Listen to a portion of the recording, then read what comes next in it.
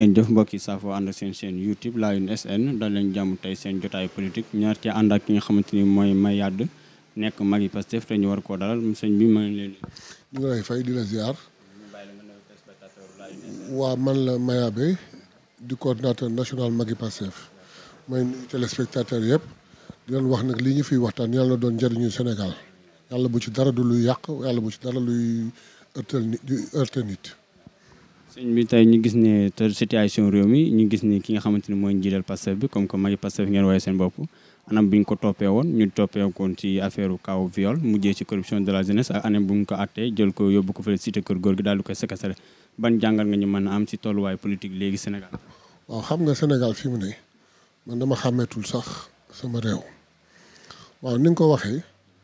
xale bu jigéen boo xam ne sénégalais la comme président Ousmane Sonko daje nañ ci bërëb moom mu fay liggéey kii di fa ñëw di fa maase wu nee na dañ ko tooñ mu dem porter plainte avec 2 chefs d'accusation nee na dañu yegg ci kaw maanaam dañ ko violé dañ ko menacé ak ñaari pistolet donc mu am ñaari chef d'accusation vol et menace de mort à l'enquête ils n'ont enquêté que sur ça parce que le président Sonko n'a pas eu l'occasion d'aller wuji à l'enquête parce que bala muy loolu taxañ nañ enquête ba yóbbu ko instruction devant le juge ñoom ils avaient dit qu'ils avaient des preuves qui pouvaient montrer que ni ñaari chef d'accusation yi taxaw na son avocat a crié partout dans toutes les télévisions du monde ba nit ñi di wax naan bu preuve yi génne buñ ko dooree Ousmane Sonko ku mu àndal day génn réew mi bien ñu kon ne di dem ba à un certain moment on oublie les pistolets on n'en parlait plus on parlait que de viol et de preuve devant le juge à l'instruction ils sont venus sans preuve Ousmane Sonko bi ñu accusé moom moo génne preuve bu dëggal la mu waxoon sa départ ba sa première sortie wax ni c'est un complot par un rapport qui n'a pas été fait par lui ni par Pastef mais par un service honorable en l'occurrence la gendarmerie nationale un rapport de gendarmerie bu won implication yi ak ki ñu nekk à tout point de vue Adji Sarr quand on lui a posé une seule question ndax xam nga kii un de ses avocats dégg nga ki leen nu mu mujjee wax du ma leen wuyu parce que vous n'êtes pas des avocats mais vous êtes partisans de Pastef bref on va au procès ce que les gens ne savent pas Ousmane n'est pas parti au procès mais loolu il l'avait annoncé 3 mois avant au meeting de Keur Massar avant muy parler de désobéissance il a dit à Keur Massar dans le meeting que pour ce dossier-là jeexal naa ci fii laa yem àgg naa terminus parce que ay caaxaan la parce que xam nañ caaxaan la te feeñ la ji ensuite ñu dem la désobéissance li ko indi mooy ces droits qu'on bafoue ça c'est pour notre procès soi-disant Mame Mbaye Niang ce petit farceur là au moment bu mu jógee di wuy ji quand il dit à ses partisans contrairement à ce que j'ai là il n'a pas appelé les gens ñu ñëw gunge ko pour ànd ak moom au procès il l'a jamais dit il a dit c'est un procès public dem leen ngeen fekk del tribunal ngeen fekkee naka la nekk appel en instruction un procès est public il demande à ces gens de venir au tribunal fees tribunal ba il n'a demandé à personne de l'accompagner contrairement à tous les responsables politiques qu'on a convoqués Ablaye Wade fu ñu ko ba sa convoqué day ànd ak ay partisans am Idrissa Seck daan ànd ak ay partisans am Macky Sall dafa woote ànd ak ay partisans am jaar sens interdit lui il n'a pas appelé ses partisans pour ñu accompagner ko dafa leen woo pour ñu ñëw fekk ci procès bi au tribunal mais les gens l'aiment au point wax ko ni ko day ñëw ànd ak yow gunge la ils l'ont bloqué gis ngeen la fa xew toj otom fii gazé ko fii asperger ko ay liquide ak tout des tas de choses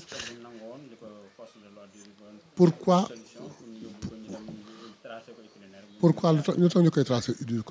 itinéraire ci ban cause ban policier lañ fa mas a woo tracer ko itinéraire combien de procès il y a eu au palais il y a au palais tout le monde se rend au palais comme il veut en l'occurrence son antagoniste Mame Mbaye Niang il s'est réveillé il est allé au palais comme il veut il est passé par où il veut ce qui les gêne c'est que les gens qui l'accompagnent loolu moo leen gêné au point ñu bëgg ko tracer itinéraire pourquoi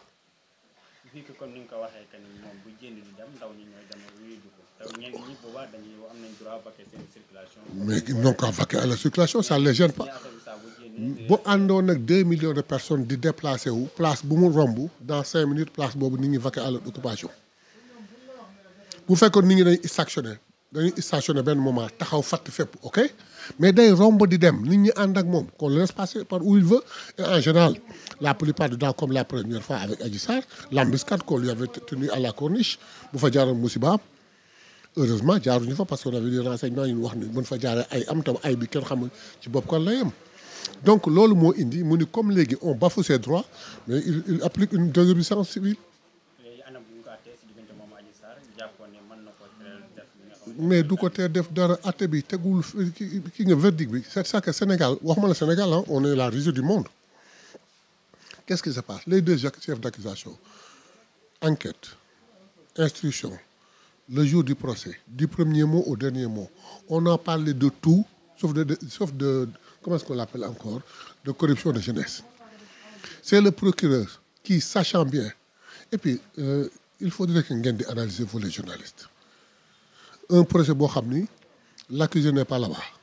ses avocats ne sont pas là-bas kenn toog fa ils parviennent pas à le condamner correctement procureur bi mu demee bay def réquisitoire am mu xam ni vol ou viol amatul mu xam ni menace de mort amul ci la langaamu ci une chose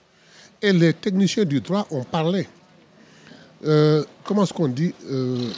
corruption de la jeunesse en soi-même n'est pas un délit mais day fait la buy aggraver un délit ensuite pour nga def ko il faudrait que nga corrompre ay jeunes yóbbu leen à la débauche dans le but d'en tirer quelque chose acceptons que Ndeye Khady mu baal ma ci wax ji qu'elle soit professionnelle acceptons que Adji Sarr soit une femme de joie de plaisir Ousmane Sonko dem fa en cas de client na ma baal moom tamit waxin bi mais Ousmane en quoi on peut condamner un client d'aller voir une prostituée ndegam prostituée la waxin la ngeen ñu jéggal ma ci wax ji donc ay kaf la ay ree la deuxièmement Adji Sarr nee na xale bu ndaw la bu xamul dara xale bu ndaw bu xamul dara paradoxalement mu dem ci liggéey milieu de débauche comme ils ont peint Sweet Beauté ni milieu de débauche la xale bu ndaw bu xamul dara dem defa léegi c'est paradoxal donc yii yëpp ay waxu caaxaan la bon de la façon dem nañu appel bàyyi leen ba xam ñun non Ousmane ne cherche même pas il n'a même pas été au procès il n'y est pas allé il cherche même pas à faire un appel ça ne le regarde pas ñu ngi toog di leen seetaan rek ñoom dañu am seen yoon yàlla am yoonam te ñun suñu bopp yàlla lañ ko jox.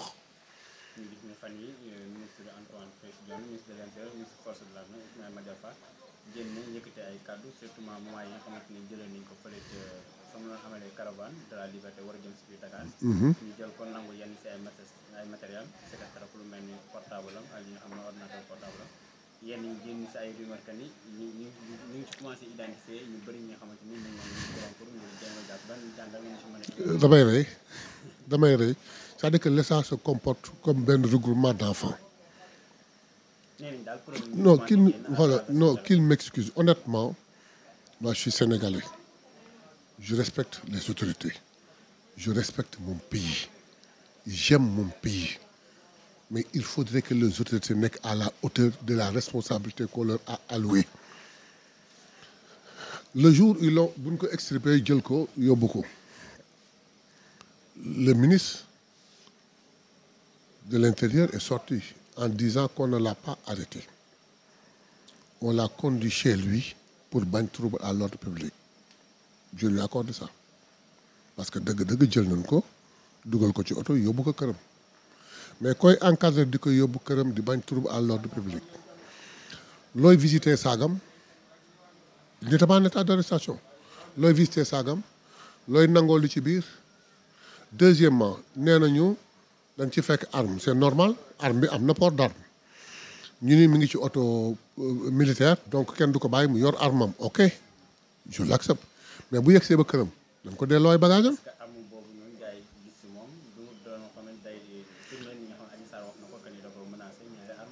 waaw mais Adji Sarr ba mu waxee ñaari arme après génn na ci waxatu ko arme boobu il l'a toujours eu moom la mas a yore te comme mi ngi def caravane il l'avait ànd ak port d'arme mais li ci am ba solo mooy li wóor ba wóor mooy jël na ko nee nañ dañ koy gunge këram visité ay bagage am ba nu yeggee lu tee ñu delloo ko ay bagage am léegi nag nee nañu le téléphone à parler ils n'ont qu'à l'exploiter à fond non non oui ma xam nga ñoom seen bopp la ñuy nax mag bu tëddee di gaanuwaay di saw ci kawam lay tooyee Ousmane Sonko vous n'avez pas entendu dire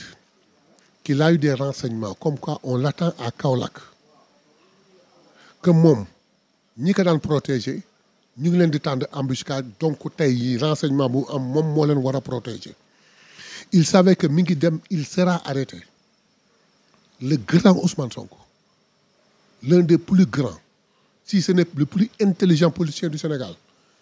muy jël portable am bu am ay secret ordinateur am bu am ay secret di ko yóbbaale te xam ni dañ ko dara arrêté c'est du n'importe quoi dafa am ils n'ont qu'à l'exploiter xam nga man selon moi ils le font comme parce que seen xel dafa nekk si dafa am ñu nekk auprès du régime buy wax ak moom ils veulent les intimider afin que ñu noppi ils veulent les intimider afin que ñu noppi wala ñu tiit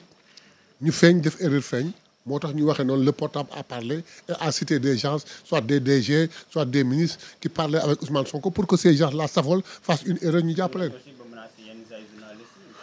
waaw non xam nga ñoom nag seen diggante ak journalistes yi malheureusement soit da ngay nekk à leur rythme ngay waxee ni leen neexee di defee ni leen neexee tu as la paix tu n'as aucun problème au cas contraire su la gaa ñi mënul dugal ci biir tiital leen suñ demee ba xalaat ni Ousmane Sonko n'est pas n'importe qui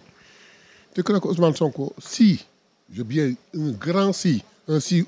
S aussi grand que le monde avait affaire à des journalistes bu ma leen di korom di leen yónnee xaalis il l'aurait fait avec son portable vous croyez Ousmane Sonko aussi nul que ça gis nga ñoom seen bopp la ñuy nax c'est des faux problèmes c'est des manipulations c'est pas vrai ce n'est pas vrai je le dis et je le signe je persiste et je signe c'est que nag seen problème mooy Juan Branco moo leen tiital affaire CPI moo leen tiital il frappe n'importe comment n'importe où il cherche des prétextes partout il essaie d'appeler les gens pour que ñoom ñi bokk ci ñoom te soupçonné leen dañuy wax Ousmane ñu affale génn ñu jàpp leen mais crois-moi il n'y a rien qu'il puisse tirer sur ce téléphone là.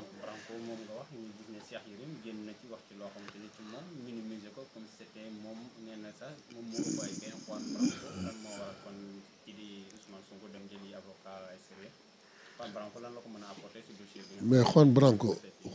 nous avons d'excellents avocats ici. Il a d'excellents avocats ici. Mais très bien.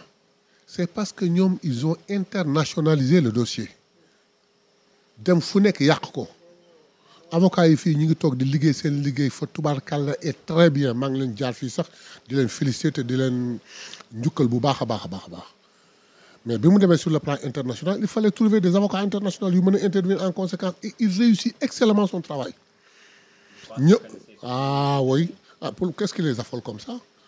depuis qu'il est passé par la stratégie dans laquelle il dit que dama leen di yóbbu ñoom ñëpp CPI demander ay renseignements gaa ñi yónnee ko des multitudes et des tonnes de vidéos des centaines des milliers de vidéos frappé ay noms ay preuves yu wel nañ mu xam ko wax ko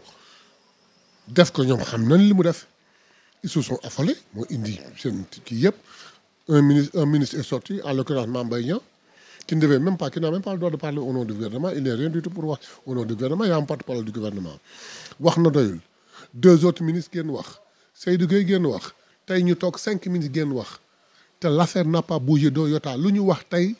xaleelu kàcc yi comme il le disait la magie du clic xale yi génnee ko tout à fait le contraire de ce qu'ils ont dit.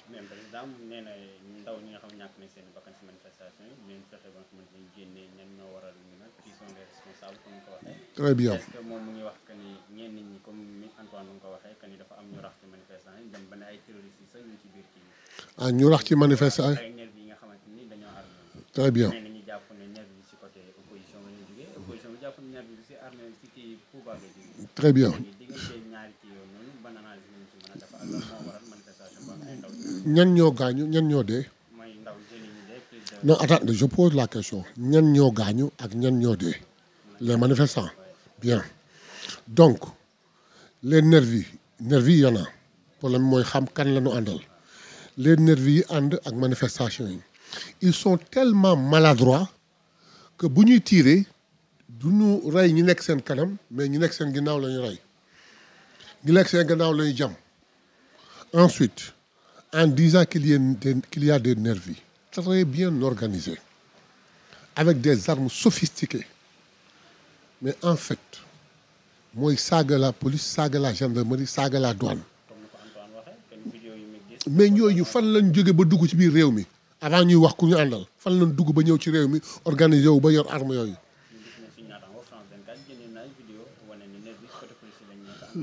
Mais dafa leer nañ. Non, attendez, xam nga soo gisee France 24, tout le monde sait que France 24 n'a jamais été avec l'opposition sénégalaise. Bien,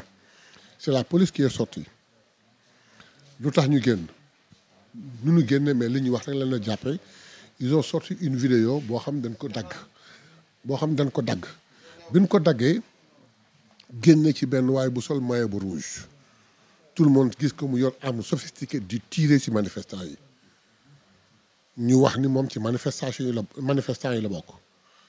donc ñoom weddi wuñu kon il y a un nervi qui est là di tirer sur les ñu ni dafa doon tirer ci manifestation daf leen rax. Ok maintenant France 24 dem ñoom France 24 àndoo kenn chaque jour dans le journal de France 24 au soir fekk ñuy yi dañuy xool ay vidéo di xool seen origine di ko wax ils sont tombés sur cette vidéo là ñu dem génnee origine bi ñu gis waa ji muy dugg ci oto boo xam ni oto bu weex la bu amul immatriculation ay nit ñu sol yére police ànd ci te oto boobu mu dugg ñu gis fu ñu mujjee ñoom ñëpp ñu ngi fanaani siège yu APR ba mujj ñu dem ranger leen Dakar dem dikk mais waa jooju nekk nervi di tirer ci autorité yi fexe ba romb police wala ànd ak ñoo xam ne ñu ngi sol tenue police xàmmeewuñ ko jàppuñu ko ba mu dem oto ba ko yóbbu woon rangé wu ci côté kii APR lu ñu ci tudde France 24 France 24 n'a fait que démontrer la vérité c'est que c'est le ministre là combien de fois le ministre est sorti en faisant une déclaration kii dee il a été tué par arme blanche 3 jours après ñu démontrer que ni bal moo ko rey c'est que le ministre de l'intérieur kilifa la dafa war bala muy wax mu seetaat bu baax lu muy wax Ismaïla Madior Fall je suis désolé c'est un type que j'ai toujours adoré Ismaïla Madior Fall avec la carrière qu'il a yàlla noonu yàlla may mujj gu rafet tey un de ses amis un de ses professeurs qui dit qu'il est complètement c'est un constitutionnaliste na yam ci constitution il est nommé tailleur de la constitution na yam foofu ah du pénaliste muy def ay erreurs yu kenn xamul di wax rek waaw mais lan la ko war a mën a abale bët lan la ko Macky mën a indil moom bi muy am renommée international kenn ko ne xamul woon Macky Sall mais c'est un procédure émérité de droit constitutionnel respecté dans tout le monde lan lay indee boppam ba aller aussi bas jaru ko ñun ñu ko faawoon ñun ñu ko bëggoon ah képp ku doon ndaw da ngay rêver dem université de Dakar dajeeg Ismaïla Madior Fall pour mu jàngal la Ismaïla Madior Fall moo ma jàngal à l'université tuteur la woon tey jii les gosses disent que ils veulent même plus le voir dans les amphis du ko jar ci àddina donc Sénégal il faudrait que am ñu ko ñeme dëgg gi féete ñu defaraat suñu réew parce que yàqu na léegi nag dafa am message moo bëgg lancer comment se fait-il que au Sénégal sortir manifester devienne un suicide on parle xale yi toj nañu xale yi lakk nañu lu ñu toj mën nañu ko defaraat lu ñu lakk mën nañu ko defaraat bien que nag souhaité wuñu benn yoon ñu toj quoi que ce soit am na loolu am na tu as raison bëgguñu kenn toj bëgguñu kenn lakk bëgguñu yëfu kenn yàqu waaye loo toj loo yàq mën nañu ko defaraat kii liggéey yëfu moom ko mu lew ko doom yàlla nattu ko lii am mu yàqu ñu ñaan yàlla may ko kàttan may ko xewal ba mu dem lu ëpp loolu mais bakkan na ko gën a fort pourquoi sortir manifester on te tue au Sénégal en France il y a 2 semaines Sénégal mi ngi am ay France mi ngi am ay manifestations yoo xam ne ñaata policiers ñoo ci gaañu amul sax benn policier bu nu sànni cocktail molotov ba mu lakk brûlure bu méttee métti est-ce que dégg nga fa mort Mais et puis, ces policiers-là ne sont pas plus professionnels que les nôtres. En quoi le yobo nini? Parce que il faudrait qu'on rende hommage à la police et à la gendarmerie. Si les gars vont chercher des nervis pour tirer sur les gens, mais c'est parce que la police n'accepte pas de le faire, certainement. Et la gendarmerie n'accepte pas de le faire. Bon, une nervi parce que le sale boulot là, ce que la police ne peut pas faire. Mais gis nga réew mi foog ñu defaraat ko wax dëgg nit ñi bu amee lu leen metti c'est un droit constitutionnel ñu bàyyi leen. Maintenant j'en viens à la chose mooy que Ousmane Sonko bi ñu barricadé du décision de justice amul kenn gisu ko fi ku ko gis na ma ko wax son avocat l'a dit du arrêté ministériel du décret du arrêté préfectoral du dara ñun dañu bëgg xam parce que à chaque fois c'est la 4e fois samedi ñun magi Pastef ñu jóg bëgg dem waxtaan pour désamorcer bonne bi. On nous dit toujours nous avons reçu des instructions lors de la conférence de presse wax naa ni c'est lui qui a donné l'instruction na ko ñeme un juge bu joxe verdict di la wax nan la mettre sous quarantaine da koy bind cacheté ko xam ne man maa décidé lii te sax naa ko amul. Un préfet na def arrêté préfectoral un ministre na def arrêté ministériel wax ni man la maa wax lii mooy raison bi bon su avéré ak bu avéré bu ñu ko war a attaqué ñu attaqué ci instance yi mais ñu xam ne au moins am na benn décision administrative bu séquestrer Ousmane Sonko.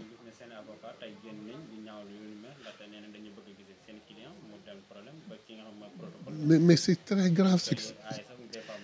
Mais on est la risée de tout le monde c'est ce qui est grave au Sénégal da ngay waxoon teg say mbokk yu nekk bitim réew dan lay wax ni man xàmmetuma Sénégal dafa jaxasoo c'est-à-dire que qu'est-ce qui les gêne pour que Ousmane parle avec ses avocats qu'est-ce qui les gêne pour que Ousmane parle avec ses avocats dootul génn dootul dem mais ñoom ñoo am problème Ousmane n'a pas de problème bon à quelque chose malheureux bon ça man maa koy wax personnellement sama souhait moo doon su ma amoon dogal Ousmane maa ngi koy observé quand je dis Ousmane nag c'est benn lapsus la boo xam ne dama ko xam ak moom parce que dama politique boole wuñu lu bare nu woo pour ma adapté wu di wax président Ousmane Sonko sax dafa difficile woon ci man te moom sax da ko doon bett donc quand je dis Ousmane comprenez ça comme ça su ma amoon sañ-sañ bi ma ko observé pendant 2 ans juste après la campagne dama koy jël taxañ ko denc ko pendant 21 jours mu noppalu féex defaruwaat bu baax a baax juste quand il est sorti de sa maladie mais tey ils lui ont donné l'occasion de se reposer gënulul nag mais ils lui ont donné beaucoup d'occasion il va se reposer alhamdulilah rabbil alamin il va peut-être écrire il va peut-être faire beaucoup de choses yoo xam ne amuloon jotam.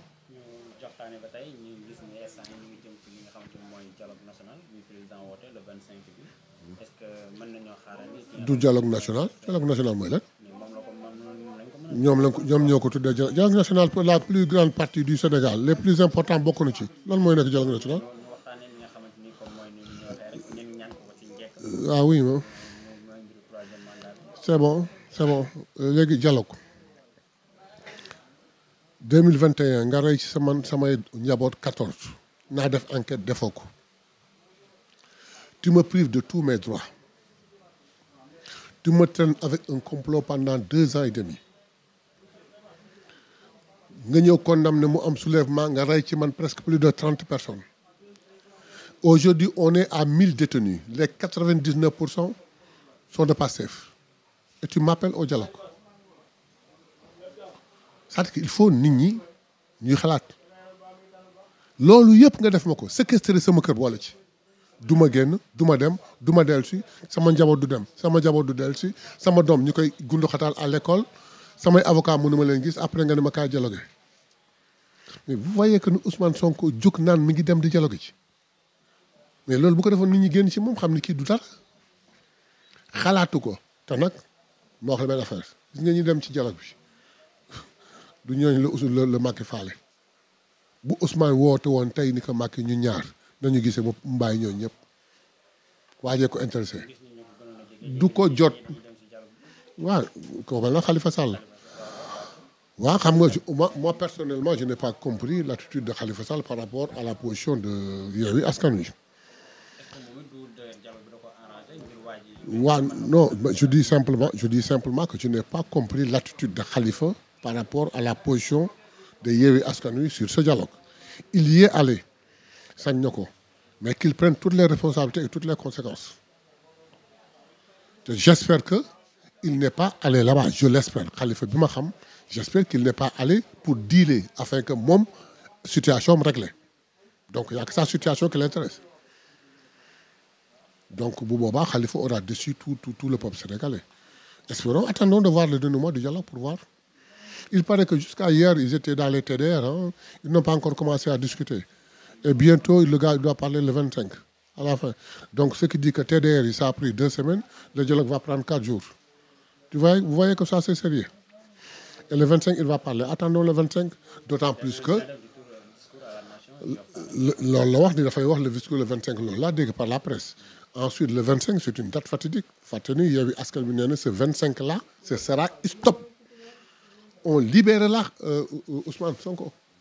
Donc, cette journée du 25-là est à attendre, voir quelle est la stratégie que Yewwi prendra. On saura, Inch'Allah. Waaw di tàggatoo mooy toujours li ñuy wax rek Sénégal jàmm lañ fi bëgg jàmm kese jàmm nag nekkul ci wax ci jëf la nekk da nga ñaara koy def li nga moom lii sa droit lii sa yelleef lii sa wareef da nga koy def ba mu mat bàyyi keneen muy jël lii droit am lii wareefam lii moomeelam nga bàyyi kook moom waaye jël li nga moom lépp téye bàyyi woo ci dara jël li keneen moom ni doo ko def ba pare woote jàmm du fa am ñaareel ba mooy ñun Sénégal Macky def nu raw parce que dafa xam lu ñu xamul ñun Sénégal Macky def nu rawee lu bare mais bi mu wax lu leer la qui au Sénégal savait que Macky Sall dafa hériter Sénégal de son grand-père? Qui le savait? Alors personne ne le savait mais nag démontré nañu ko wax nañu ko parce que nee na léegi ñun suñu bëggee mandat bi dañ ko koy ñaan waaw parce que dëkku maamam la moo ko doon ci maamam dañ ko koy ñaan ci njëkk nag waaw léegi nag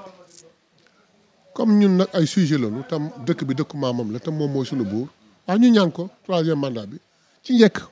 monsieur le président maa lay ñaan ci njëkk comme ni nga ko waxee waaw bàyyil 3e mandat bi te nga organiser ay élection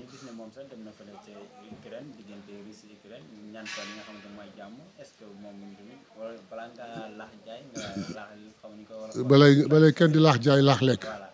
xam nga bi Charlie amee sunu roplaan la jël sunu essence jël sunu temps ak lañ koy fay dem marché Charlie tey 29 personnes dee nañu au Sénégal ba léegi yëkkateegul kàddoom barki dem bi mu demee Ukraine ñu ngi ko gis mu jël benn bougie di def hommage aux morts qui sont là-bas en fait Macky Sall est-ce que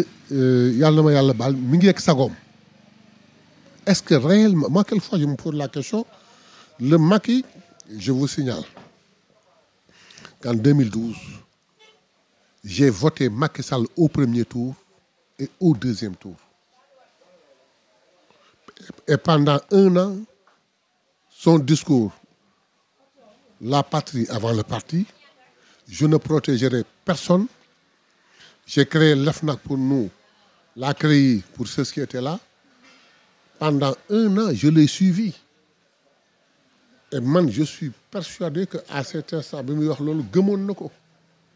lan moo ko ci génne. Complètement. Il est passé complètement à côté. Je ne le reconnaissais plus. Jusqu'à ce que je commence maintenant à m'opposer à lui. ba ñuy dem Pastef di ñëw bay taxaw bay dem ban toll fii. Mais Macky Sall bu demee ba Sénégal am 30 morts mu jéggi leen fi